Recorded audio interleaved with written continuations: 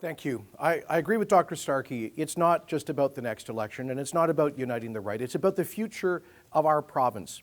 And if this ideological NDP government gets a second term, make no mistake about it, the changes that they will make to the structure of our economy and our political culture over 8 or 9 years will in many ways be irreversible.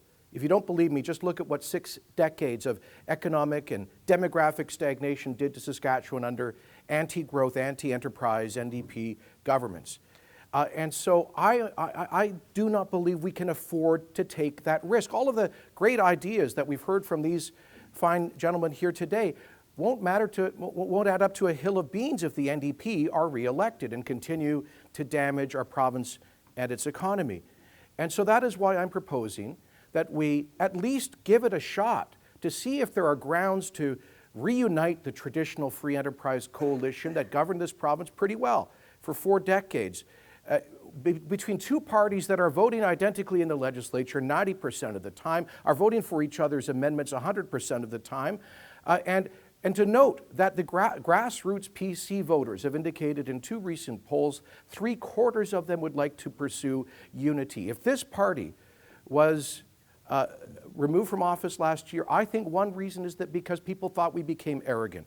And the remedy for arrogance is humility. Humility doesn't mean repeating the word. It means maybe acknowledging you've been wrong, maybe listening to what others think about you, and maybe changing your course a little bit. So what I am proposing is that we open this decision up.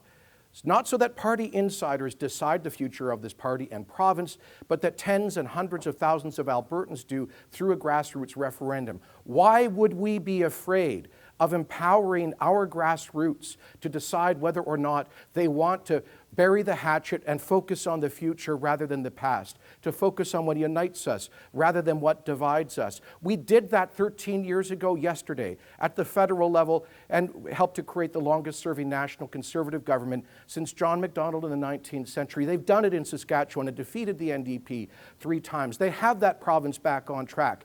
Saskatchewan's more dependent on oil and gas than we are, and yet our unemployment rate is 35% higher. Same oil and gas prices, different governments, different policies. We can't afford to get this wrong. As Premier Brad Wall said in Alberta a month ago, he said, Jason Kenney has a plan to do what we did in Saskatchewan. I hope and pray you follow a plan like that, or maybe you'll be at the beginning of your 6 decades of a socialist experiment.